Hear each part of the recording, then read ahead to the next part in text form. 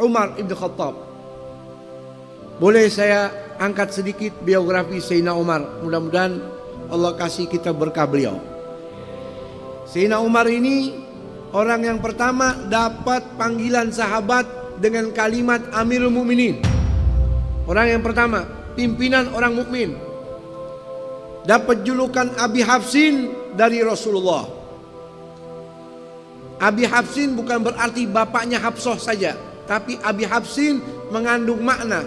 Hafs artinya asad, singa. Karena Nabi lihat Sayyidina Umar ini begitu keras, sehingga dapat julukan dari Nabi Abi Hafsin.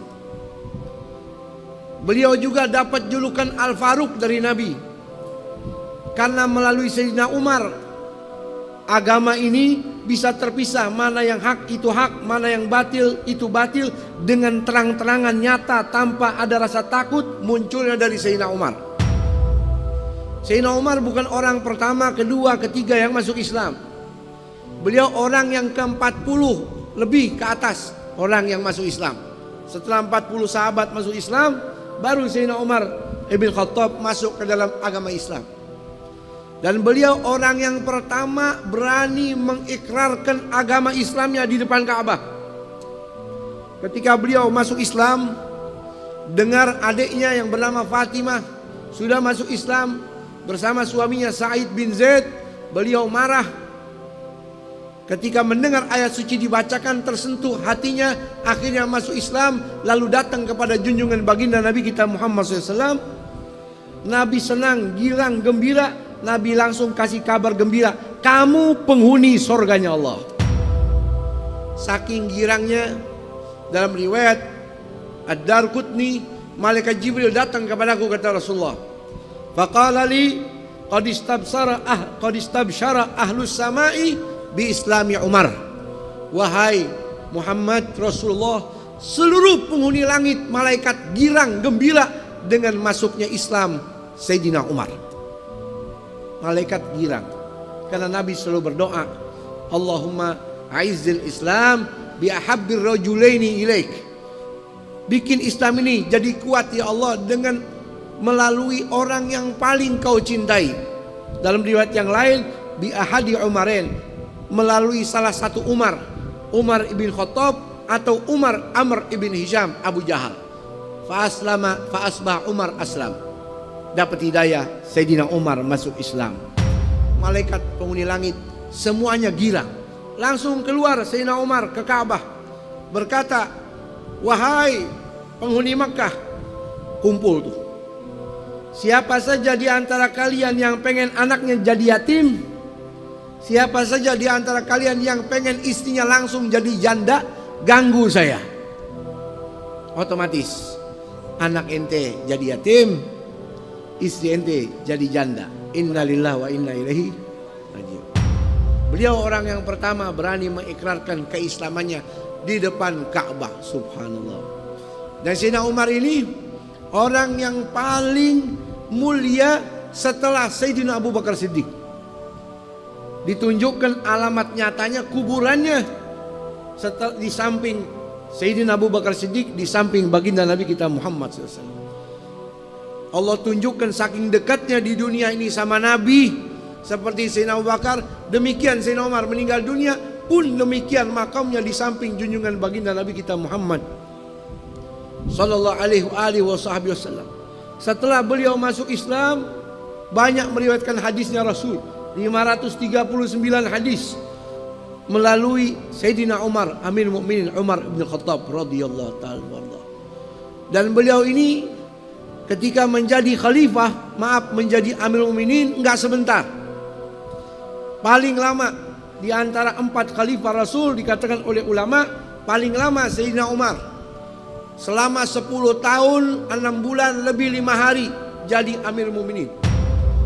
Dikatakan oleh sahabat, hampir setiap sahabat temuin beliau di pagi hari lagi nangis, siang nangis, sore nangis, malam nangis. Sampai sahabat-sahabatnya penasaran, wahai Amirul Mukminin, kenapa engkau ini selalu nangis setiap waktu?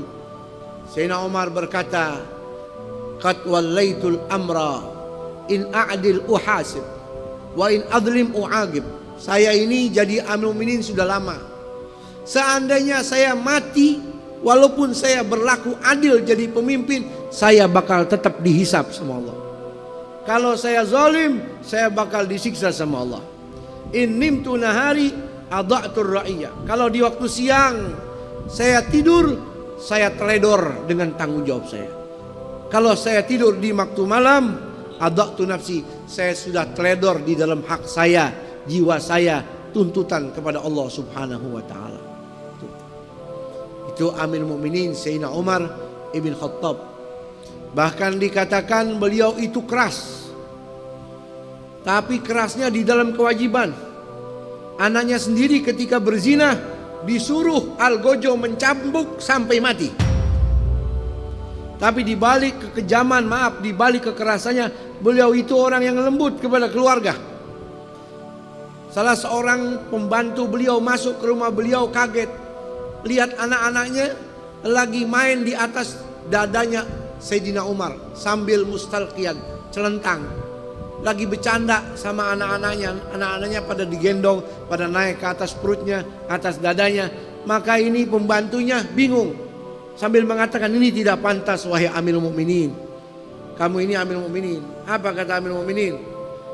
Kaifa anta ma ahlik? Ente sama keluarga bagaimana sih? Sama anak gimana sih? Saya ini sama anak, indakhaltu alaihim sakatan natik. Yang ngomong diem. Saking takutnya kalau saya datang, anak-anak saya pada takut. Mestinya ente Amirul Mukminin seperti itu. Apa jawaban Sayyidina Umar? I'tazil anna, ente jangan jadi anak buah anak lagi deh, pergi sono. Anta la tarfaq bi ahlik fa kaifa bi ummati Muhammad sallallahu alaihi wasallam. Ente sama keluarga aja kasar, kejam, bagaimana sama umatnya Nabi Muhammad SAW. Allah cinta kepada Sayyidina Umar, penghuni langit cinta kepada Sayyidina Umar. Dalam kitab karya Imam As-Suyuti, Kashfus Salsalah judulnya, di zaman Sayyidina Umar ada gempa, semua orang ketakutan, gunung-gunung goncang. Lalu Sayyidina Umar langsung ngeluarin pecutnya, dipukul itu bumi. Fadaraba bi sauti wa qala uskuni in lam lakun a'dil fawailun li Umar. Hai bumi, jangan pakai gempa-gempa deh.